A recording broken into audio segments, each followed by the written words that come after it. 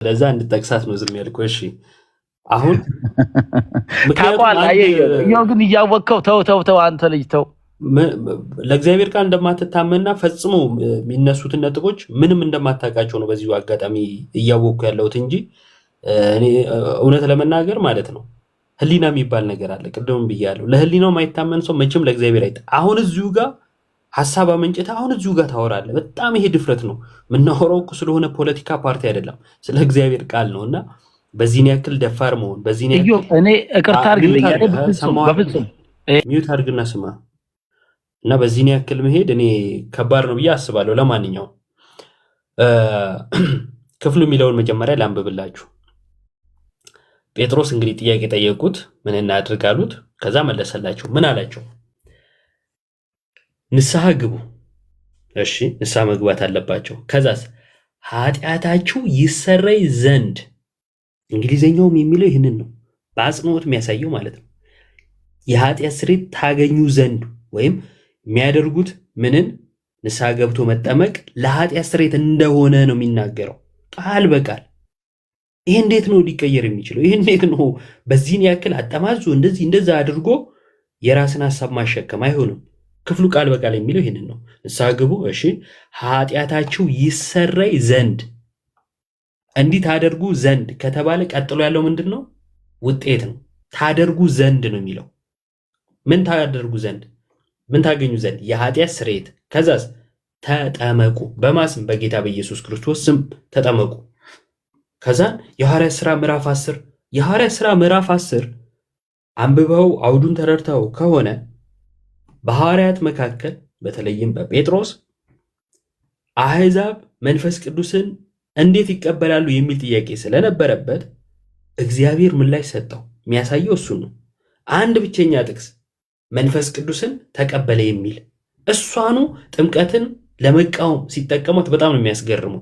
ጴጥሮስ እኮ ቃል በቃል ጥምቀት ያድናል ብሎ የተናገረ ሐዋርያ ነው።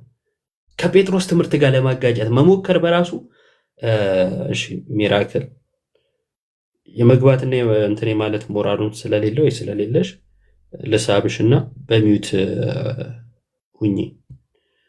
በዚህ እንትን የሚል ሰው ምንም የማያውቅ ሰው ነው። በዚሁ አጋጣሚ ልንገርሽ ወይ ልንገረ ብዬ ነው። ስለዚህ ያንን ጠቅሶ የሚቃወም ለማስመሰል መሞከር ትክክል አይደለም። ለኃጢአት ስርየት ይላል። እሺ የሐዋርያት ሥራ ምዕራፍ 22ም ላይ ለጳውሎስ ሳውል ሳለ የተነገረለት ነገር አለ። ምን አለ?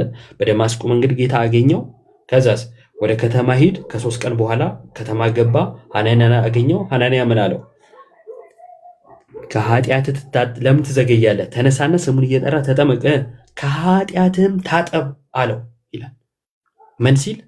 ተነስቶ ሲጠመቅ ከኃጢአቱ ምን ይላል? ይታጠባል ይላል። ይሄው መጽሐፍ ቅዱስ ቃል በቃል ነው የሚለው። የሮሜ 6 እንኳን ትንሽ ጠጠር ሊል ስለሚችል ይቅርብ። እስማማለሁ። አሁን ቆይ ሚዩት አድርግ። እስማማለሁ ትላለህ አንተ።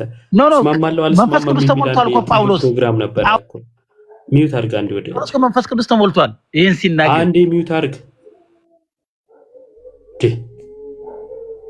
ጳውሎስ እሺ ቆይ አንዴ ጴጥሮስን ልጨርሳትና ጴጥሮስ ደግሞ በመጀመሪያዊቱ መልእክቱ ላይ ይህም ውሃ ማለት ጥምቀት ምሳሌ ሆኖ አሁን ያድነናል አለ። ምን አለ? ያድነናል። አይ ጴጥሮስ አንተ ያድነናል ብትልም እኔ ግን አላምንም እያሉ ነው ማለት ነው ወንድሞቻችን። እሺ የሐዋርያት ሥራ ምዕራፍ 22 ምን ነበር ያልከኝ? ጳውሎስ ምን ብሏል ያልከኝ? ኖ ያልኩ ያለበት አሁንስ ለምን ትዘገያለህ? ተነስና ስሙን እየጠራ ተጠመቅ፣ ከኃጢአትህ ታጠብ የሚለውን መጀመሪያ መንፈስ ቅዱስ ሞልቶበታል። ሐናንያ እጁን ጭኖበት መንፈስ ቅዱስ ሞልቶበት የእግዚአብሔር ልጅነትን አግኝቶ ከዛን የተጠመቀው ነው። አሁን ቅድም እንዳልከው ቆይ ፒተርም ሌላ መንፈስ ቅዱስ በተቀበለ ጊዜ የኃጢአት ስርየት አግኝቷል ወይስ አላገኘም? አግኝቷል። በሰማይ የተከናወነውን በምድር መፈጸም ነው ጥምቀት ብለን እኮ ነው እኛ የምናምነው። መንፈስ ቅዱስን የተቀበለው በጌታ ኢየሱስ ክርስቶስን ባገኘ ጊዜ ነው ወይንስ ደግሞ ከ3 ቀን በኋላ ሐናንያን ባገኘ ጊዜ ነው?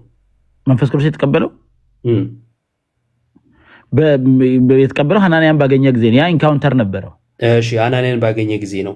ጌታ ኢየሱስ ክርስቶስን ባገኘ ጊዜ አምናል ወይ ሰላም ተገልጦለት ስለነገረው ክርስቶስ ለሐናንያ ሄደው አምናል ወይ ሰላም ጌታ ኢየሱስን ባገኘ ጊዜ አምናል ወይ ሰላም? ምን ማድረግ እንዳለበት አሳያለሁ ነው ያለው። አልጠየቅኩም። እኔ ምን ማድረግ እንዳለበት ይነግረዋል አይነግረውም አይደለም ጥያቄ። አምኗል ወይስ አላመነም ነው ያልኩ። አሚን። እንግዲህ አሁን መሰለ ኢዮብ እኛ የምናወራው ይሄን እምነት ምንም አልመሰለኝም። የጠየቅኩ ነው አንዳንድ ነገሮች ስናወራ እኛ ሰዎች ነን። የጠየቅኩ ጌታ ኢየሱስ ክርስቶስን ባገኘ ጊዜ አምኗል ወይስ አላመነም ነው። ምን መሰለ ብለህ እኔ እግዚአብሔር አይደለሁም በእግዚአብሔር ዘንድ የተከናወነው በቃ በእግዚአብሔር ዘንድ የተከናወነውን እኛ እንደምንረዳው እንደ ሰው ከመጽሐፍ ቅዱስ እንደሚለው እንናገራለን እንጂ ማዳን በእግዚአብሔር ዘንድ የሚከናወን በሰማይ የሚከናወን ተግባር ነው።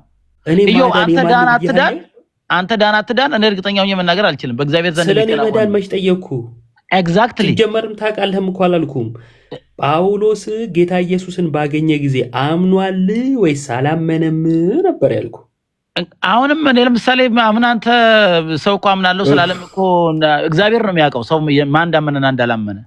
እሺ እግዚአብሔር ነው የሚያውቀው የሚለውን አሁን እኔ የምቃወም አስመስለን ለማውራት ነው ልታጋጭ ነው። እንደዛ ሳይሆን ኢዮብ አንዳንድ ጊዜ እንደ ሰው ብዙ ስናወራ እግዚአብሔር ዘንድ የሆነው ቦርደር መጣስ የለብንም። እሺ አንዴ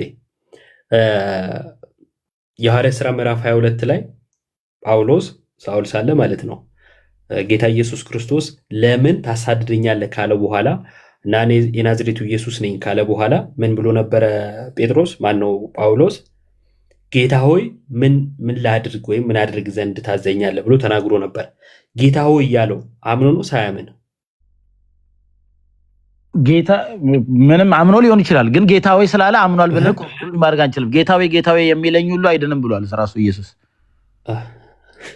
ጌታ ሆይ ስላለ 100% አምኗል ብለን ኮንክሉዥን ይሄው አንተም ብዙዎች ጌታ ሆይ ይላሉ አይደል? ከሰብ ኢየሱስን እኔ አላመኑም ብዬ ማስባቸው ግን በዛ ሰዓት ግን ጌታ ሆይ ማለቱ አምኖም ሊሆን ይችላል። የጳውሎስ ሳያምን ነው። ተመልከት ማለት በቃ እሺ ተመልከት ብቻ ዝም ብለህ ክርስቶስን ያሳድድ ነበረ ማለት ክርስቲያኖችን ማለት ነው። ከዛ በደማስቆ መንገድ አገኘውና አንተ የምታሳድደኝ የናዝሬቱ ኢየሱስ ነኝ አለው። የሚያሳድድ ሊያውም የሄደው ራሱ ምንድነው ለማሳሰብ ደብዳቤ ይዞ ነው እና ራሱ የሚያሳድደውን ሲያገኘው ጌታ ሆይ ይለዋል ማለት ገዳዩ ራሱ ኢየሱስን ጌታ ሆይ እያለው ነው። ሳያምንበት ነው ጌታ ሆይ እያለ ያለው ማለት ነው። ይሄዳል ሐሳቡ እንዴት ነው? የኔ ሐሳብ አሁን ቅድም ካልነው ጋር እንደ ሐሳብ ቴዎሎጂካሊ ይሄ እንደዚህ ነው ብለን ኮንክሉዥን መስጠት አንችልም የሚል ነው እንጂ እኔ ማምነው በዛ ኢንካውንተር ታይም ጳውሎስ ዳግም ተወልዷል፣ አዲስ ሰው ሆኗል። ሳያምን በዛ ኢንካውንተር ታይም እኮ ሳያምን ለዛ ነው ያመነው ስለተቀየረ ነው ልቡ ብዬ ነው እኔ ማምነው። ስለዚህ ጳውሎስ ከማመኑ በፊት ልቡ ተቀይሯል፣ ድነት አግኝቷል ማለት ነው። ቀደም እንዳልከው ሪኮግናይዝ ኢየሱስ ክርስቶስን እንደ ጌታ ሪኮግናይዝ አድርጓል። እዛው ነው ሰሚት ያደረገው ማለት ከእምነት በፊት ማለት ነው አይደል? ኢየሱስ ሲገለጥለት እዛው ሰሚት አድርጓል እኮ። ስለዚህ ከእምነት በፊት ነው ይሄን ያገኘው። ተቃውሞው ኢንድ አድርጓል፣ ሰሚት አድርጓል፣ ኢየሱስን እንደ ክርስቶስ ሪኮግናይዝ አድርጓል። ይሄን ያገኘው ማብራሪያውን ተውና ቅስበታዊ ነው ዘጋ የተከናወነው ተግባር። ኦኬ በጣም ጥሩ። ስለዚህ ተመልከቱ እና እኔ ፐርሰናሊ በዛ ሞሜንት ልቡ ተቀይሯል ብዬ አምናለሁ። እሺ ጎበዝ፣ በቃ አንዴ ብቻ ስመኝ። እምነት ብቻን አፈር አስበላው ወንድማችን። ምን ብሎ ጳውሎስ በራሱ አላመነም፣ ልቡ ተቀይሯል። ስለዚህ ከማመኑ በፊት ራሱ ጌታ ኢየሱስን ሲያገኝ እሱ ከኃጢአት ነፃ ወጥቷል፣ ድህነትን አግኝቷል። ስለዚህ ጳውሎስ በእምነት አይደለም ሜዳ ነው፣ ከዳነ በኋላ ነው ያመነው። ካልቪኒዝም ማለት ነው። ጳውሎስ እምነት ብቻ ብሎ ማስተማር አይችልም ማለት ነው። ምክንያቱም አስቀድሞ ምንም መሆንም ስላለ ልክ እንደሱ መዳንም ስላለ ማለት ነው። ስለዚህ እምነት ብቻ የጳውሎስ ትምህርት ሊሆን አይችልም። እሱ ራሱ በዛ መንገድ አልዳነም እያለን ነው ወንድማችን። ክፍሉ ግን እንደዛ ይላል ክፍሉ የሚለው ኢዮቤ ክፍሉ የሚለው እኔ እኮ አሁን የኔን እንትን ነው አሁን ፖይንት ለማድረግ ሳይሆን ሐሳቡ ላይ እዛው የምናየው ላይ በጳውሎስ ኢንካውንተር አንተ እንዳልከው ጌታ ሆይ ያለው ሰሚት ያደረገው ለጌትነቱ ተቃውሞው እንደቆመ ይሄ የሚያሳየው የጳውሎስ ኢቭን እኮ አናንያ ሲሄድ የተገለጠለት እየጸለየ ነው ጳውሎስ ይላል። ያላመነ ሰው እንዴት ይጸልያል? ያልዳነ ሰው እንዴት ይጸልያል? ልቡ ሳይቀየር እንዴት ይጸልያል? አምኗለሁ ብዬ ስጠይቅህ እኮ ወንድሜ አሁን ለኔው መልሰህ እኔኑ ተወቃሽ ልታደርገኝ ስትታገል ነው። ተወቃሽ ሳይሆን እኔ እኮ ፐርሰናሊ እንደዛ ነው ማምነህ ብዬ ነው። አይ ከተቃወምከኝ ብዬ ነው እኔን ለመቃወም ሳይሆን ቅድም አምኗለሁ ብዬ ስልህ በጣም ብዙ ቦታ ሄድክ። ምን ሁሉ አልክ መሰለ? ማዳን የእግዚአብሔር ነው፣ እኛ እኮ እንዲህ ነው ልንል አንችልም ሁሉ አልክ። አየህ እኔ የጠየኩህ ግን ምን ነበር? አምኗለሁ ነበር። አሁን ዞረ ተሽከርክረ ምን ብለህ አምኗል እያልከኝ ነው። ታዲያ ቅድሙኑ መልሰህ ለምን ቢሆን 100% አሁንም ቢሆን ጋር ሄዳ ነው ብዬ ይሄውልህ ጋር ሄዳ ነው ብዬ አልናገርም። እግዚአብሔር አይደለሁም እኔ ሲጀመር አንተ ምን ይመስልሃል ካልከኝ ግን እኔ ከዚህ ሁኔታ አንፃር ኮንክሉዥን ደግመ እግዚአብሔር አይደለሁም እንዳትለኝ። አይደለም እግዚአብሔር ክርስቲያንም ነህ ብዬ ስለማላምን ማለት ነው። እና ያልተጠየቅከውን ነገር ነው የምታወራው። ለማንኛውም አምኗል የሚለውን ብቻ ተቀበልኩና በአጭሩ አስቀድሞ አምኗል። እሺ በቃ ጌታን በዛ ሲያገኝ አምኗል። የመጨረሻ ጥያቄ እዛች ነጥብ ላይ ማለት ነው። አስቀድሞ በደማስቆ መንገድ ካመነ ባመነ ቅስፈት የኃጢአት ስርየት አግኝቷል አላገኘም ስል ቅድም አምኗል የኃጢአትም ስርየት አግኝቷል ስላልከኝ ማነው ሐናንያ የኃጢአት ስርየት ታገኝ ዘንድ ቶሎ ተጠመቅ ያለው ለምንድን ነው? ሁለቴ ነው እንደ ኃጢአት ስርየት ያገኘው። ምንድን ነው ያልከኝ? ሶሪ እየተቋረጠ ነበር። እሺ የምንድን ያልኩ ጳውሎስ በደማስቆ መንገድ ጌታን ሲያገኝ ድኗል፣ አምኗል፣ የኃጢአት ስርየት አግኝቷል ብለኛል አይደለ? እንዳታብራራ ነው አይደለም ነው ጥያቄን አልጨረስኩ። ካይንድ ኦፍ እሺ ስለዚህ ጥያቄው ምንድነው? አሁን በደንብ አድርገህ ስማ። በደማስቆ መንገድ ጌታን ሲያገኝ ካመነ የኃጢአት ስርየት ካገኘና ከዳነ ለምንድን ነው ከ3 ቀን በኋላ ሐናንያ ሲያገኘው ለምን ትዘገያለህ? ተነሳና ስሙን እየጠራ ተጠመቅ ከኃጢአትም ታጠብ ያለው? ሁለቴ ነው እንዴ ከኃጢአቱ የሚታጠበው? አሁን ጥሩ ጥያቄ ነው የጠየቀኝ። እንግዲህ ከሰማኝ እድል ከሰጠኝ ስለዚህ እኛ ቀደም እንዳልኩ ድኗል፣ ልቡ ተቀይሯል፣ አምኗል ምናምን ብያለሁ። ኢቭን ከዛም አልፎ መጥቶ ጸልዮለት መንፈስ ቅዱስን ተሞልቷል። የእግዚአብሔር አይደል ይጀደ እጁን ጭነ ጸልይለት ለሐናንያ የተባለው መንፈስ ቅዱስም ይሞላል አይደል ያለው። ሄደ መጣ ጳውሎስ እጁን ጭኖ ጸልየለት ሐናንያ መንፈስ ቅዱስ ተሞላ። አይኑ ላይ ያለው ቅርፊት ሁሉ ወደቀ። ከዛስ አሁን ተጠመቃ ነው። አየህ እኛ እንደምንለው ጥምቀት የኃጢአት ይቅርታ ማግኛ ዲክላሬሽን ነው። ለዛ ነው እኮ እያልናለ ነው። መጀመሪያ ነበር ይሄ ሁሉ ሳይሆን እኮ የሰውየ መንፈስ ቅዱስ ሁሉ ተሞልቷል። ኢየሱስ ጋር ተገናኝቷል፣ ልቡ ተቀይሯል። ስለዚህ ሄዶ ግን ምልክት ነው ማለት ነው። ስለዚህ አናንያ እያደረገ ያለው ኃጢአት ይቅርታ አናንያ እያለ ያለው ቆያ የቱ ጋር ነው ምልክት የሚለው? ምልክት የሚለው የትኛው ቁጥር ላይ ነው? ምልክት ማለት ምልክት ያልከው እኮ አንተ ሐናንያ እያለ ያለው ተነስና ታጠብ እያለ ያለው ኃጢአቱ ኦልሬዲ ስለተሰረየልህ ማለት ነው። ገና ሊሰረይልህ አላለም። ትልቅ ውሸት እየዋሸ ነው። እግዚአብሔር ቃል ላይ ያለው ኃጢአት ስለተሰረየልህ ሳይሆን ፕሮፌት ሚዩት ተራ የሚባል ነገር አለ። አንድ ሰዓት ያክል ሰምቻቸዋለሁ። ሰዓት ቢኖረን ብዬ ነው። ሰዓትም እየመሸ ስለሆነ ሌሎች ድረስታቸው እና ቆይ አንዴ እና ብላ ትቀጥል። ክፍሉ የሚለው ለምን ትዘገያለህ? ተነሳና ስሙን እየጠራ ተጠመቅ ከኃጢአትህም ታጥበሃል ሳይሆን ከኃጢአትህም ታጠብ ነው ያለው። ታጠብና ታጥበሃል ይለያያል። እሺ ታጥበሃል ከሆነ ኦልሬዲ ያለፈ ነው። ታጠብ ከሆነ ግን መጪ ነው። እሺ እና አማርኛም ላይ ችግር እንዳለን የተረዳሁት። እናመሰግናለን። እሺ ፕሮፌት ታች ስጽፍ ስላየው ነው ያስገባው ወንድሜ። ሌላ ቀን እንገናኛለን። ይበቃል። እሺ ፕሮፌት። እሺ የጌታን ስም የሚጠራ ሁሉ ይድናል ይላል ሮሜ ላይም። ኢዮብዬ በጣም አመሰግናለሁ። አዎ ልጅ ሰሶችም ይጠራሉ። እነማን ናቸው ግን የሚድኑት ነው ዋናው ነገር። እታችሁ ታብታብ እያረክ ስማ። በመጨረሻው እሺ ፕሮፌት ወይ ዮባ እንዴት አለ ወንድሜ? ሰላም ነው ሆይ? ተመለስ እንጂ። ሶሪ እሺ አንተም ውጭ ነህ ወይስ ኢትዮጵያ ውስጥ ነህ? ጥሩ ጥሩ ወዳጅ ያላቸው በዚህ በሌሊት የሚደዋወሉት እያየሽ ነው ነው የንስሐ ልጁን እኮ ሊጸልይላት ማን ነው ሊጸልይላቸው?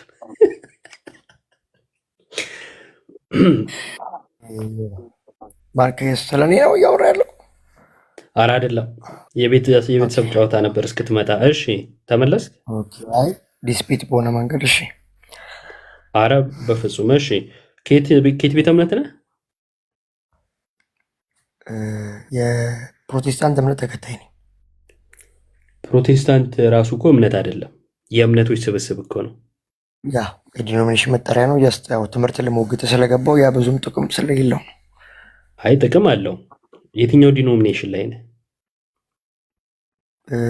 እኔ ሙሉ ወንጌል ቸርች፣ ነገር ግን ሶላ ስክሪፕቸር አማኝ ስለሆንኩ በባይብል ነው መመዘነው ሁሉንም ነገር። ጥሩ። ሙሉ ወንጌል ቸርች። እሺ ሙሉ ወንጌል ቸርች ድህነት በምንድን ነው የሚገኘው ብላ ታምናለች? እኔ ማምነውን ነው ላወራ የገባሁት። የቸርቿና ያንተ ይለያያል? እኔ ቸርቿን ሌላ ነገር ትመን፣ እኔ ራሴ ፐርስፔክሽን አለኝ። እኔ አሁን እንዳልኩ ሶላ ስክሪፕቸርን የምቀበለው መጽሐፍ ቅዱስ የሚለውን ነው ማወራ እንጂ የቤተ ክርስቲያን የእምነት የሆነ ትምህርት አስጠባቂ አይደለሁም። እንኳን የቤተ ክርስቲያን አሁን ያሉት ይቅርና የቸርች ፋደርሶችን ራሱ ማስጠብቅ አይደለሁም። ባይብል ምን ይላል ነው። ቸርቿ ሶላ ስክሪፕቸርን ታምነዋለች? እኔ በዛ ላወራ ነው ያልኩ። ሶላ ስክሪፕቸር ያንተንማ ሰማሁ፣ ችግር የለውም። አንተ በዛ ነው የምታወራው፣ ተረድቻለሁ። ቸርቿስ ግን እንደዛ ታምናለች? ሶላ ስክሪፕቸር ነው ማምኖ ብላ ታምናለች? እነሱ መሪዎቹን ጠይቋቸዋል። አሁን ሀሳቡ ልንግባ። ደህንነት ላይ ፕሮፌት ሆነ እንዴት ነው መሪዎቹን ጠይቅ የምትለኝ? አንተ መሪ አይደለህ? አሁን ሌላ ነገር ለምን አሁን እኮ ወደ ውይይቱ ብንገባ አይሻልም? ውይይት እኮ ነው ወዳጄ፣ መንፈሳዊ ነገር እኮ ነው እያወራን ያለ ነው። ከስም በፊት ፕሮፌት የሚል አስቀምጣል። አንዴ ወዳጄ፣ ይኸውልህ ከስም በፊት ፕሮፌት የሚል አስቀምጣል። ስለዚህ አንተን ስንጠራ ፕሮፌት ብለን ነው።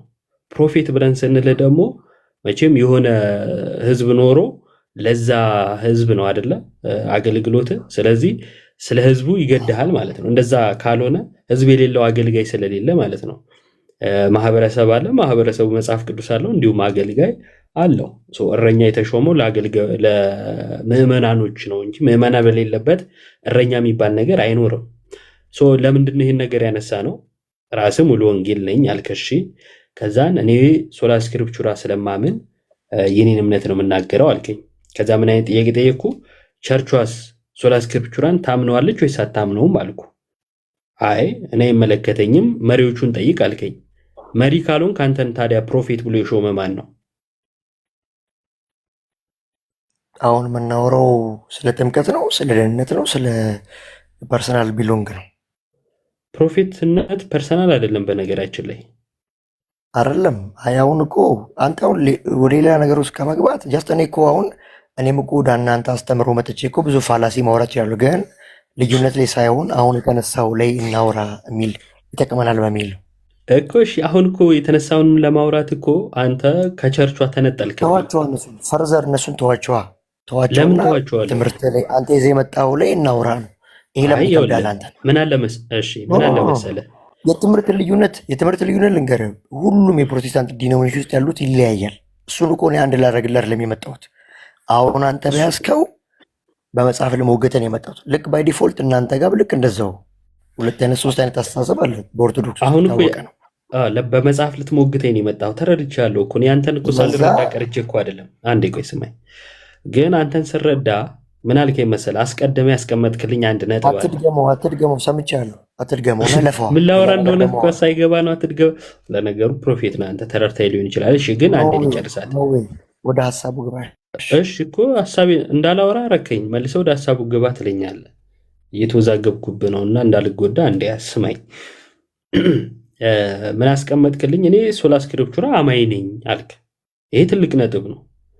ይህን ካስቀመጥክ በኋላ ስለ ቸርቿ ግን አትጠይቀኝ አልከኝ።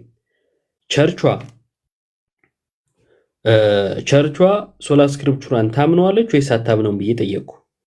አዎ ታምነዋለች ወይ አታምነውም ብለህ መልስልኝ። ለምንድን ነው ይህን ጥያቄ ጠየቅኩ መሰለህ? ሶላ ስክሪፕቹራን የምታምን ከሆነ ስማ፣ ሶላ ስክሪፕቹራን ቸርቿ የምታምን ከሆነ እና አንተም ሶላ ስክሪፕቹራን የምታምን ከሆነ የአንተ እምነትና የቸርችህ እምነት ሊለያይ አይችልም። ምክንያቱም መጽሐፍ ቅዱስ ብቻ ስለሆነ የምታምኑት። መጽሐፍ ቅዱስ መቼም 2-3 ነገር አይናገርም። አንድ ትምህርት ላይ አንድ ነገር ነው የሚያስተምረው አይደል? ስለዚህ የመጽሐፍ ቅዱስን ሁለታችሁም ከያዛችሁ አንድ አይነት ነገር ነው የምታወሩት ማለት ነው። ለዛ ነው ቸርቿ ሶላ ስክሪፕቹራን ታምነዋለች ወይ ብዬ ጠየቅኩ። አሁን ተረዳኸኝ? ያ እሺ እሺ መልስልኝ። አዎ ታምነዋለች? ያ በጣም ጥሩ እግዚአብሔር ያክብርልኝ። በቃ እንደዚህ እንትን ካልን በጣም ቀላል ነው። እሺ ቸርቿ ሶላ ስክሪፕቹራን ታምናለች፣ አንተም ታምናለህ። ስለዚህ ስለ ጥምቀት እናወራለን ማለት ነው። በጣም ይኸው ነው። በነገራችን ላይ ግን ይሄ በኋላ ላይ የሚያመጣብህ ነገር ይኖራል። እሱ እንዳትረሳ። ጥምቀት ለድህነት ብለህ ታምናለህ? አላምንም። እሺ እኔ ደግሞ አምናለሁ። ማስረጃ እጅ ላይ መጽሐፍ ቅዱስ አለ። ያ አንደኛ ጴጥሮስ ምዕራፍ 3 ቁጥር 21 ና እንዲያወጣው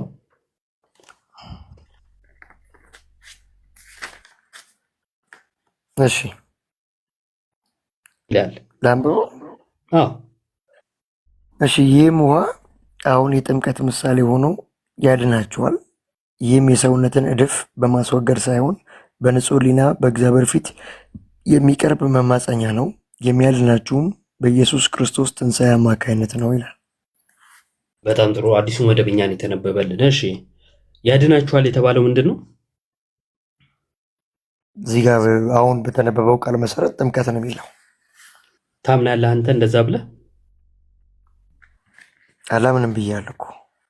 አሃ መጽሐፉ ይላል፣ አንተ ግን አታምንም። እኔ አምናለሁ። ልዩነታችን ይሄ ነው ማለት ነው። ሌላ ማስረጃ ወይስ የምትለው አለ? ለምን? አይ እኔ ደግሞ ላውራ። እሺ እዚህ አንደኛ ጴጥሮስ ምዕራፍ 1 ቁጥር 23 ላይ ደግሞ እንደዚህ ይላል። ዳግመኛ ስለመወለድ ያው እንግዲህ ቅድምም ስታነሳ የነበረው የማርቆስ ወንጌል ምዕራፍ 16 ነውና ያመነ የተጠመቀ ይድናል የሚለው ነው። ስለዚህ ማመን መጠመቅ ማለት ቦርናጊ መዳን፣ ደህንነት፣ ዘላለም ሕይወት ስለሆነ እዚህ ጋር ደግሞ ከአንደኛ ጴጥሮስ ምዕራፍ 1 ቁጥር 23 ጋር ዳግመኛ የተወለዳችሁት ከሚጠፋ ዘር ሳይሆን ሕያው በሆነና ጸንቶ በሚኖር በእግዚአብሔር ቃል አማካኝነት ከማይጠፋ ዘር ነው ይላል። ዳግመኛ መወለድን በእግዚአብሔር ቃል እንደሆነ ሪፕሬዘንት ያደርጋል። ስለዚህ ይህን አንተ እንዴት ትፈተዋለህ? እንዴትም አልፈታው፣ እንደዛው ነው የምፈታው። ሁለቱ ጥቅስ ይጋጫል ብለን ይህን ያመጣኸው ኖቤ ዳግመኛ የተወለዳችሁት ከማይጠፋ ከእግዚአብሔር ቃል ነው ካለ እንዴት ነው ከውሃ ነው ብለህ? ዳግም መወለድ ላይ አልነበረም የጠየኩ፣ ቃል በቃል የጠየኩ ያድናችኋል የሚለውን ያድናል ብለህ ታምናለህ ወይ ነበረ። ያድናል የሚለውን አላምንም አልከኝና ዳግም መወለድ ግን የተወለዳችሁት ከማይጠፋ ዘር ነው የሚለውን ጠቀስክ። ስለዚህ ሁለቱ የተቃረኑ ሀሳብ ናቸው ብለህ ነው ይህን የጠቀስከው? ከእግዚአብሔር ቃል ይላል ከጥምቀት ብለህ? አዎ ከእግዚአብሔር ቃል ይላል አይልም አላልኩም። ቆይ አንዴ፣ ጥምቀት ያድናል የሚለውን አልቀበልም አልከኝ አይደለም አይደል? እኛ አሁን ምንድን የእናንተ ፐርስፔክሽን አስተምሮ ምንድን ነው አይደለም? ጥያቄ እኮ ጥምቀት ላይ ብቻ ነው እያወራኝ። አስተምሮ እኮ አይደለም እያወራ ያለሁት፣ አንተኑ ነው የጠየቅኩ እና እኔ ጥቅስ ነው ያነበብኩት። ጥቅሱ ላይ ጴጥሮስ ያድናችኋል ወይም ያድነናል ነው የሚለው። አንተ ትቀበለዋለህ ስለ አልቀበለውም አልከኝ። ያድናል ብዬ አላምንም አልከኝ። እሺ አንተስ እኔ ደግሞ አምናለሁ አልኩ። ቆይ አንዴ ትቀበለዋለህ? አንዴ ቆይ ስማ። እኔ ደግሞ እቀበለዋለሁ ብዬ እኮ ጥቅሱን ነገርኩ። እኔ ጥቅሱን ነገርኩ፣ አዎ ያድናል ብዬ ስለማምን ነው ብዬ እኔ ነገርኩ። ካስታወስክ ማለት ነው። ከዛን ግን አንዴ ወዳጄ ጥቅስ በጥቅስ እያጣፉ መሄድ አይደለም መጽሐፍ ቅዱስን ማወቅ ወይም ክርስትና። የጥቅሱን ሀሳብ መረዳት ነው የሚቀድመው። ልክ ጥቅስ ሲጠቀስ በሌላ ጥቅስ ለማጣፋት አትሞክር እባክህ፣ ትጎዳለህ።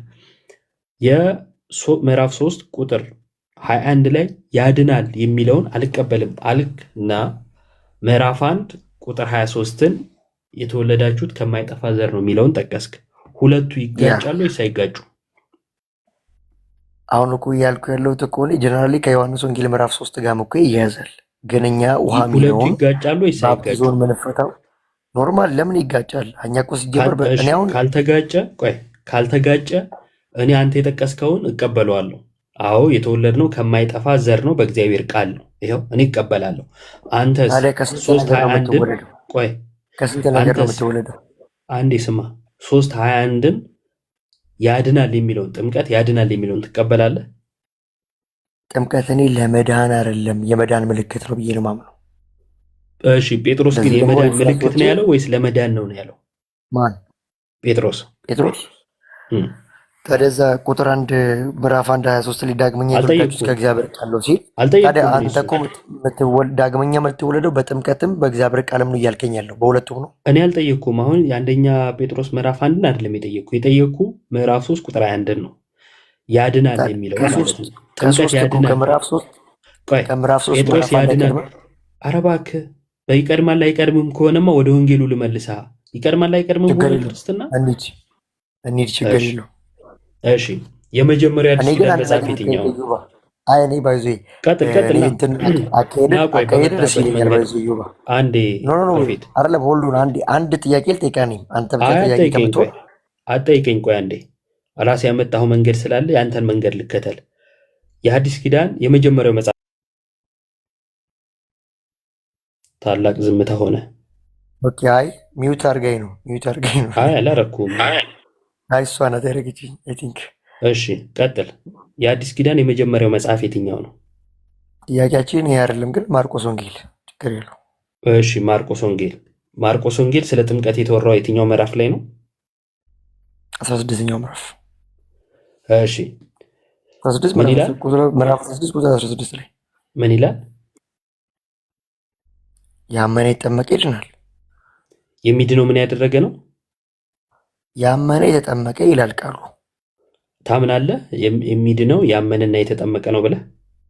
እሺ እኔ እዚህ ጋር አንድ ነገር ልንገርህ። አዲስ ኪዳን ዶክትሪን የምትመሰረተው አንድ ፈረስ ላይ ቁጭ ብለህ ነው? አይ አይደለም። አሁን መልሱ መልስ ያንተን መልስ 27ቱንም አንዴ ላውራ። እሺ ከጠየቀኝ ላውራ። ያንተን መለስኩ። ምንም እንድታወራ ሌላ ነገር እንድታወራ አይደለ። 27ቱን እኮ ምናምን ብለህ እንድትልኩ አይደለ። ስማ ከጠየቀኝ ድረስ ፕሮፌት እባክህ በሌሊት አሁን እኔ ነኝ ሚዩት ያደረኩ እና የሆነ ትዕግስቴንም አታስጨርሰኝ። የማርቆስ ወንጌል ምዕራፍ 16 ላይ ለመዳን ምንና ምን አለ ብዬ ስልህ እስኪ አንድ ጥያቄ ያልክና ጥያቄ ጠይቀኝ መለስኩልህ። አንድ ቨርስ ላይ ነው ወይ ዶክትሪን የምገነባው አልከኝ። አይደለም አልኩና መልሱ እንድትመልስልኝ እድል ሰጠው። ማርቆስ ወንጌል ምዕራፍ 16 ቁጥር 16 አንተ የነገርከን ምንና ምን ያደረገ ነው የሚድነው ነው የሚለው። እሺ ያመነ የተጠመቀ ይድናል። ለመዳን ምንና ምን ያስፈልጋል? ማመንና መጠመቅ። ታምናለህ? ለመዳን ማመንና መጠመቅ ያስፈልጋል ብለህ ታምናለህ? እኔ አላምንም፣ አንተ ታምናለህ? መጽሐፉ ይላል፣ አንተ አታምንም፣ እኔ አምናለሁ። አዎ። እሺ ድናሃል? እርግጠኛ ነህ? አዎ። ፐርሰናል ነገርን ልናወራ ግን አይደለም። ኖ ፐርሰናል ይሄ እኮ ዶክትሪን ነው። ኖ ወይ ይሄ ምንማ እንዳታልፈኝ። ድናሃል? አምነህ ተጠምቀህ ድናሃል? አዎ። እሺ ልመልስልህ። የዘላለም ሕይወት አለ? ቆይ ወዳጄ፣ እሺ አንዴ ልመልስልህ ነው። እሺ በደንብ ስማ። ከዛን ግን ወደ እኔ ጥያቄ ነው እሺ የምንሄደው። ምክንያቱም ጠየቅኩ፣ መለስክልኝ፣ ጠየቅከኝ፣ ደግመም ነው የጠየቀኝ አሁን እና ሁለቱንም ነው አያይዤ መለስልህ። እሺ በደንብ ግን ስማ። አዎ ድኛለሁ። አዎ የዘላለም ሕይወት አግኝቻለሁ። እሺ አንተ ደግሞ ምን አይነት አሁን አንተን መጠየቅ ራሱ ከበደኝ። ምክንያቱም ጴጥሮስ በአንደኛ ጴጥሮስ ምዕራፍ 3 ላይ ጥምቀት ያድናል ሲል አዎ ይላል፣ እኔ ግን አልቀበለውም አልከኝ። ማርቆስ 16 ለመዳን እምነትና ጥምቀት ያስፈልጋል ይላል፣ ታምነዋለሁ ስል አላምነውም አልከኝ። መጽሐፍ ቅዱስ ይላል፣ አንተ ግን አታምነውም ነው የሚሆነው። እና መጠየቁም ቢከብድም ዮሐንስ ወንጌል ምዕራፍ 3 ላይ ሰው ከውሃና ከመንፈስ ካልተወለደ በቀር ወደ እግዚአብሔር መንግስት ሊገባ አይችልም ማለት። ስለዚህ ወደ እግዚአብሔር መንግስት ለመግባት ምንና ምንድን ነው የሚያስፈልገው? በዚህ ንባብ መሰረት በዮሐንስ 3:5 መሰረት ከውሃና ከመንፈስ ምን መሆን? መወለድ። እሺ ይህን ያላደረገስ? እኔ እኮ ቅድም እኮ ነግሬሃለሁ። ይህ ምዕራፍ 3 ቁጥር 5 ከዚህ ከአንደኛ ጴጥሮስ ምዕራፍ ይህን እግዚአብሔር ቃል እኔ እኮ ነገርኩ። የኔን እምነት የኔን ዲኖሚኔሽን አይደለም። ይህን ያላደረገስ ነው ጥያቄ። ኖ ያላደረገ አይደለም። እዛ ጋር ጥምቀት የሚለው የምንፈታው እኛ እንደኛ ዲኖሚኔሽን የእግዚአብሔር ቃል ነው ብለን ነው የምንፈታው ብዬ እኮ ቅድም ነገር ቢጊኒንግ። እሺ ቅድም ደህንነት በእምነት እንጂ በጥምቀት አይደለም ብለን ነው ምናምን። እሺ አመሰግናለሁ። ሰምቻለሁ። ተመልከቱ፣ ውሃ የሚለውን የእግዚአብሔር ቃል ነው ብለን የምንፈታው አለ። እነማን አለን ግን? እንደኛ ዲኖሚኔሽን አለ። ቅድም እንደምን ነበር ማውራት የምፈልገው አለ እንደ ግሌ እንደ ቸርች ወራ ስላልከኝ ቆይ እሺ ችግር የለውም። ቸርቿን ታወራ ከሆነማ ብዙ ጥያቄ መግለጫ ነው ማስወራ። አንዴ ግን ስማኝ። ኖ እንደዛ ከሆነ ወደ አንተም እኮ እንመጣለን። ማርያም ጥንተ አብሶ አለባት የለባትም? ይሄ እኮ ምን የተከፋፈለ ትምህርታችሁ እኮ ብዙ ትምህርት እኮ እናነሳለን። ታነሳለህ አንዴ ታነሳለህ። እሺ ይሄ አሁን ያልካትን አልረሳውም፣ እናወራባታለን። አሁን ያልካትን ምንም ችግር የለውም። ችግሩ አንተ ታምናለህ፣ ጓደኛ ያምናለሁ። ችግሩ ስማ ወዳጄ፣ እንትንም ሲሰጥ ደግሞ ብዙም እንትን አትበልና ማለት ነው። ዮሐንስ ወንጌል ምዕራፍ 3 ላይ ውሃ የሚለው የእግዚአብሔር ቃል ነው ብለሃል። ቸርቿ ውሃ የሚለው የእግዚአብሔር ቃል ነው ያለችበትን ማስረጃ ስጠኝ። ምን አልከኝ? ዮሐንስ ወንጌል ምዕራፍ 3 ላይ ውሃ የሚለው የእግዚአብሔር ቃል ነው አልከኝ አይደለ? አዎ። እሺ ሙሉ ወንጌል ውሃ የሚለው የእግዚአብሔር ቃል ነው ያለችበት ማስረጃ ስጠኝ። አይደለም ቆይ አሁን እኮ ምንድን ነው ጀነራል ነገር ነው እያወራን። እኔ ያንተ ጥያቄ እኮ ግራ ይገባኛል። ለምን ግራ ይገባል? እኔ ማለት አይደለም ኖ ማለት አንድ ጥቅስ ላይ ቁጭ ብለህ ዶክተሪ ለመመስረት ነው የምትሮጠው። እኔ ደግሞ እንደዚህ አይነት ትምህርት ቴዎሎጂም አልተማርኩም። እንደዚህ ቴዎሎጂ ተምራል እንዴ? ሲጀመር አንተ አንድ ጥቅስ ላይ ቁጭ ብለህ እኮ ነው ደህንነት መስፈር። አንድ ጥቅስ አይደለም የአዲስ ኪዳን መጽሐፍት እኮ ሪፈረንስ ያደረገ እኮ ጥቅስ እኮ እያሳየኝ እኮ አይደለም ሲጀመር። ቆይ ዶክተር እንዴት ነው የሚመሰረተው? ፕሮፌትዬ ቆይ እንዴት ነው የሚመሰረተው? ይሄን ንገረኝ። አንድ ነገር ተዛማጅነት የለውም ወይ? ቆይ የእግዚአብሔር ቃል ተዛማጅነት ምንም የምታውቀው ነገር ሳይኖር ደግሞ ቴዎሎጂም ታወራለህ? እባክህ ተመልከቱ፣ ብዙ ጥቅስ ነው ያነሳ ነው እና አንድ ጥቅስ ላይ ቴዎሎጂ ስለመገንባት ደጋግሞ ያወራል። ገነባንም አልገነባንም አላልኩም። እኔ የጠየቅኩ ግን ማርቆስ ዮሐንስ ወንጌል ምዕራፍ 3 ቁጥር 3:5 ላይ ውሃ የሚለውን የእግዚአብሔር ቃል ነው ብላ ቸርቿ የተናገረችበትን አንጣ ብዬ ስል አሁን እኮ ምን እንደምንል አልገባኝም አልክ። ቀደም እንደ ቸርች ነው የምናወራው አልከኝ። ጀመር እኮ በቃ የዘላለም ሕይወት አለኝ ብለኛል እኮ ለእኔ እኮ በቂ እሱ። ግን አንተ የዘላለም ሕይወት አለኝ ትላለህ እንጂ የተረጋገጠ ደህንነት የለም። እናመሰግናለን ፕሮፌትዬ። ታይቶ ሊሆን ስለሚችል ከዚህ በላይ የታየህን አውርተህ ከምታስደንቅ ይቅርብኝ።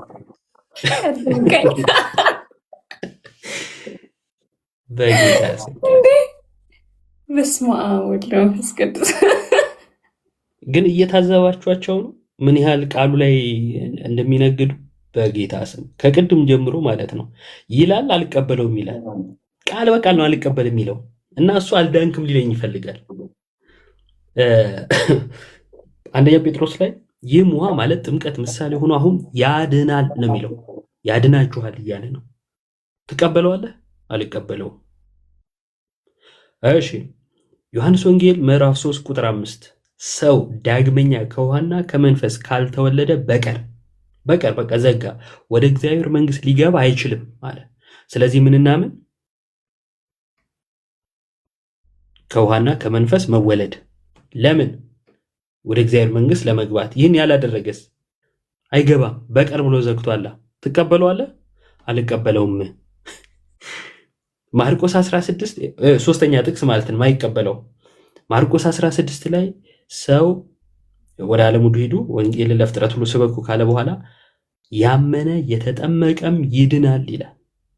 ለመዳን ምንና ምን አለ? እምነትና ጥምቀት ራሱ ነው ያለን። በነገራችን ላይ ቃል በቃል ምንና ምን አለ ስንለው ማመንና መጠመቅ አለ። ለመዳን ብለህ ትቀበለዋለህ? አይ አልቀበለውም። አሁን ይሄን ድናል አይ አልዳንክም ምናምን ሊል የሚሞክረው ማለት ነው በጌታ ስም። ከዛ አንዳንዶች ደግሞ አላችሁ ይሄን እንኳን እያያችሁ አይምሯችሁን ዝግት አድርጋችሁ በቡድንተኝነት ስሜት ታጥራችሁ የእግዚአብሔርን ቃል መቀበል የከበዳችሁ አንዳንዶች አላችሁ። እግዚአብሔር ይድረስላችሁ። በቡድን አትጠየቅም። ጌታ ኢየሱስ ክርስቶስ ይሄ ቡድን ጠንካራ ነበረ፣ በቃ ይግባ፣ እንደ ጥንካሬው ይግባ ወደ እግዚአብሔር መንግሥት አይልህም። በግል በእምነት በወሰድካቸው ነገሮች ትጠየቅበታለህ። እና እኔ ጥንቃቄ ብታደርጉ ከቡድን ምናምን ብትወጡ ጥሩ ነው። እሺ ውሃ የሚለው ምን ብላን የፈታችው? ጎንደሬው መጽሐፍ ቅዱስ አንብ፣ ከዚያ የአባቶች ትምህርት አንብ።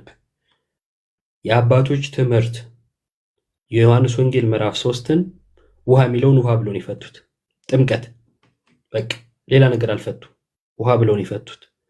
እኛ የአባቶቻችን ልጆች ነን እና ለሺህ ምናምን ዓመት የታመነውን ትቼ ዛሬ ድንገት መጥቶ ከስሙ በፊት ፕሮፌት ብሎ ለጥፎ መጽሐፍ ቅዱስ ይሄ ሲባል አልቀበል የሚለውን ጀግና ልቀበለው አልችልም ማለት ነው። አንተ በሱ ትመራለህ፣ እኔ ደግሞ ከሺህ ምናምን ዓመት በፊት የነበሩ አባቶች ያሉትን እመራበታለሁ። ልዩነታችን እንዲህ ነው። አንተ የሆኑ ቡድኖች ሰብሰብ ብለው እባካችሁ እንዲህ እንበለው አይሻልም የተባባሉትን ትቀበላለህ። እኔ ግን ሐዋርያት እግር ስር ቁጭ ብለው የተማሩ አባቶች የፈቱትን እቀበላለሁ። ልዩነታችን ይሄ ነው። ጥምቀት ለድህነት ይሄ ሃይማኖት ነው፣ መሰረታዊ ትምህርት ነው። ይህን ትምህርት ሸቅጠንበት ልናልፍ አንችልም፣ ምክንያቱም ነገረ ድህነት ነው። ጳውሎስ ራሱ በዚህ መንገድ ነው የዳነው። አይገርማችሁም? ከዛን ራሱ የዳነበትን ሲያብራራ ደግሞ በደንብ አንትን ብሎ ነው የጻፈልን። የሮሜ ምዕራፍ 6 መመልከት ነው። በአዲስ ህይወት ለመመላለስ ከሞትና ከትንሣኤው ጋር አንድ መሆን አለብን ነው ያለው። በአዲስ ህይወት ለመመላለስ ነው ጥምቀት የሚያስፈልገን። የሞተስ ማለትም ከክርስቶስ ጋር በሞትና በትንሣኤ መሰለ ማለት ነው። ከኃጢአቱ ይነጻል፣ ይድናል። የሞተስ ከኃጢአቱ ጸድቋል ብሎ ተናግሯል። ሮሜ ምዕራፍ 6 ቁጥር 6 አካባቢ ላይ ማለት ነው። ውሃ የሚለውን ወልድ ብላ አልፈታችሁም። እባክህ አንተ ውሃ የሚለውን ወልድ ብላ ፈታችሁ እና እሺ አንድምታውን ትቀበለዋለህ? አትቀበለውም። አንድምታውን እዛው ጋር ለድህነት ብሎ ነው የሚናገረው፣ እዛው ጋር ማለት ነው። እሱን አትቀበልም። ወልድ ብላ ፈታዋለች የሚለውን ግን ልትቀበል ትፈልጋለህ። እና እኔ ይሄ እውር ድንብር የሆነ አካሄድ ነው የሚሆንብኝ። ለማንኛውም ግን እዛ ክፍል ላይ በምሳሌነት ያስቀምጣል። አረ እባክህ ደግሞ ከአንተ ጋር መጽሐፍ ከፍተን አስበው እና አይሆንም። ብቻ ሀሳቡን ነግሬሃለሁ። አለመቀበል መብት ነው፣ ጉዳይ አይደለም። ሀሳቡን ግን ነግሬሃለሁ። ሌላ ማብራሪያ ያለው የሚል የሚያብራራል ማለት እኔ አሁን ካልኩ ውጪ የሚያብራራል የእኛ ቤተክርስቲያን መምህር ካለ እኔም መስማት ፈልጋለሁ። ከሌለ ግን የፕሮቴስታንት ሰባኪ የነገረህን ከሆነ የምታምነው ተያይዛችሁ ማመን ነው። ግን ክፍሉ የሚለው ምንድን ነው? እማዬ ብሎ ወልድን ይላል። ቀጥሎስ ስለ አብ የተናገረው መጽሐፍ ቅዱሳዊ ነው ብለህ ነው የምታምነው? ማለት በራሳችሁ እምነት ማለት ነው። ስለ መንፈስ ቅዱስ የተነገረው እንደዛ እያላችሁ ታምናላችሁ? ምክንያቱም ውሃ የሚለው ራሱ መንፈስ ነው ብሎ የሚተረጉሙ እኮ ፕሮቴስታንቶች አሉ እዛው ማለት ነው። የእግዚአብሔር ቃል ነው ውሃ የተባለው ብሎ የሚፈቱ ፕሮቴስታንቶች አሉ፣ ቅድምም የገባውን ጭምር ማለት ነው። እሱን እዛ አስቀምጠ በጣም ነው እንትን የሚለው ጌታ። ለማንኛውም ግን መጽሐፉ አንድምታው ጥምቀት ያክፍል ለዳግም ውልደት ለድህነት ነው የሚለው። ከዛን በምሳሌነት ደግሞ ያስቀምጣል። አንድም ነው የሚለው እና የአንድምታ ትርጉምም ይግባ እና እግዚአብሔርን ሳላስበው ነው የገባሁት። አንዱ አልዳንክ ምናምን ሲል ሰምቼ እና ተፋጠን ቀረናት።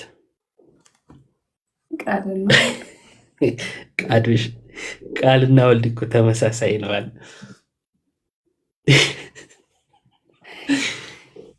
የሚገርም እውቀት ነው እንደማናውቀው። ይሄ መገለጥ ነው። ፕሮፌት የሚል ጨምርበት ፊት ለፊት ላይ ስም ፊት ድንቅ ነገር ነው። የማንተን ነው ሻርፕ ሹተር ምናምን እንደዚህ የሚባል ስም እንዳለ ታውቃለህ? ዮ እንዴት ሻርፕ ሹተር ከሌ ምናምን። ኧረ እባክሽ ጌታ ሊብሬ ነው ቀን አለ እግዚአብሔር አለ ልክ እንደ ፕሮፌት ምናምን ሻርፕ ሹተር ከሌ። ከዛን ግን ጦርነቱ የቃል ነው ወይስ የቲማቲም ነው ነው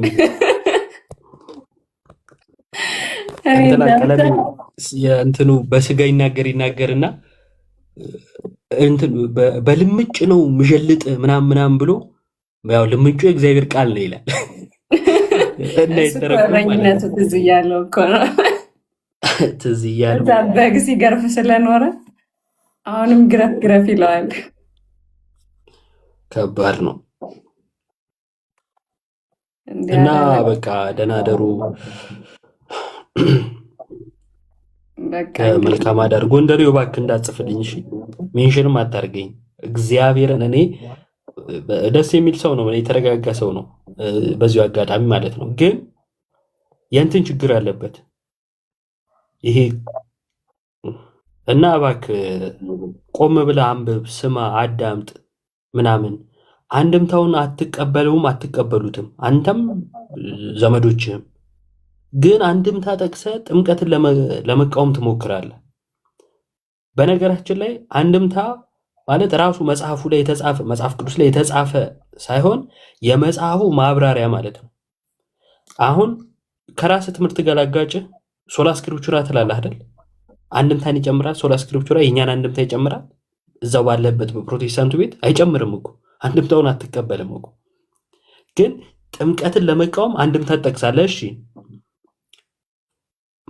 ዮሐንስ ወንጌል በደንብ ስሙ ጌታ። ዮሐንስ ወንጌል ምዕራፍ 3 ላይ ያለው ትምህርት እኛ የምናምነው ራሱኑ መካነ ኢየሱሶች ያምኑታል፣ በእኛ አንድምታ ግን አይደለም። እሺ እነሱን ለመቃወም የእኛን አንድምታ ነው የምትጠቅስላቸው? እግዚአብሔር እኔ አንዳንድ ጊዜ ማሰባችሁ ምናምን በጣም ነው እንትን የሚሆንብኝና እኛን ለመቃወም የእኛን አንድምታ ጠቀስከ። እሺ መካነ ኢየሱስን ወይም ሉትራኑን ለመቃወምስ የማን አንድምታ ሊጠቅስላቸው ነው? እነሱም እንደኛ ነው የሚያምኑት። ካልተጠመቅ አትድንም ነው።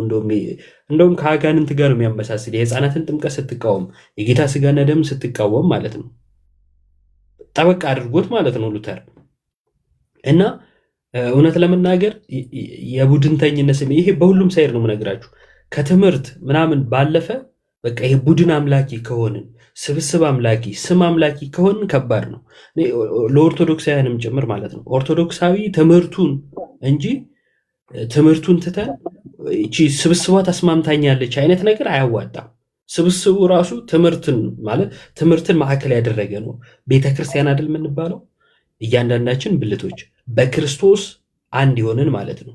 በክርስቶስ አንድ ሆንን ማለት በክርስቶስ ትምህርትም ነው። ምክንያቱም በክርስቶስ ትምህርት የሌለ አምላክ የለውም። ስለዚህ ትምህርቱን ትተ ከዛን ምን ማድረግ እንደው ስብስቡ እንደው እዛ ያለው እንትኑ ተመችቶኛል ጭፈራው ምናምን እያልክ የምትሄድ ከሆነ ጥሩ አይደለም። አንድ ሰሞኑን ከጠፋው በኋላ ድንገት ስመጣ አንድ ፕሮቴስታንት እንትን ቪዲዮ ይሰራል እና አንድ ሁለት ቪዲዮ ሰርቶ አየሁት። መዝሙር ነው የሚያነጻጽረው እና ፕሮቴስታንት ነው። ከዛን የጴንጤዎቹ አንዳንድ ያው ሲደንሱ ምናምን ወደዚህ ወደ ደቡብ ዳንሳቸው ምናምን አለ አይደል የመቀመጫ ዳንስ አይነት ነገር እሱን ያሳይና ማለት ነው። ከዛ የኦርቶዶክሱን ያሳይና በኦርቶዶክሱ ይገረማል። ጥሩ ነው ያለው ስርዓቱን መውደዱ ጥሩ ነው። ትምህርት ትቶ ግን እዛች ላይ ስፍት ብሎ ከተቀመጠ በመዝሙሩ ስርዓት አይድንም። እንደዚህ አይነት በማጨብጨብ ጎበዝ ጀግና ብዬ ገደል ከተው አልፈልግም። አልዳነም። የምር ከወደደና ትምህርቱን ከገባውና ትምህርት ላይ እንትን ማለት የሚችል ሰው ከሆነ ትምህርቱን ያጢነው፣ ያንብብ፣ ይመርምር። ከዛ ወደ ቤተክርስቲያን ይምጣ፣ ወደ ክርስቶስ አካል ይጨመር። በዛ ነው የሚድነው።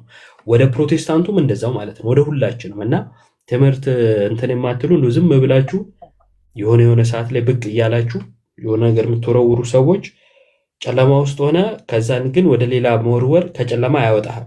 አንተን ከጨለማ የሚያወጣ የተቀበልከው እውነት ነው። የተቀበልከው እውነት ደግሞ እውነት የሚመስል ፌክ የሆነ ነገር ከሆነ ገደል ነው የምትገባው። ምክንያቱም እውነት የሚመስሉ የሐሰት ስብስቦች ስላሉ ማለት ነው። በስሜ ይመጣሉ ብሏል ጌታ። በስሙ የሚመጡ አሉ። እኛ ያላየነው ሌላ ኢየሱስ የሚሰብኩ ሐሰተኛ ሰባኪያን አሉ። መጽሐፍ ቅዱስ ነው የሚናገረው። ስለዚህ ስብከትን ሁሉ ዝም ብለህ ታምናለህ ማለት አይደለም። መንፈስን ሁሉ ዝም ብለህ ታምናለህ ማለት አይደለም። መርምር፣ አይምሮ አለህ ማለት ነው።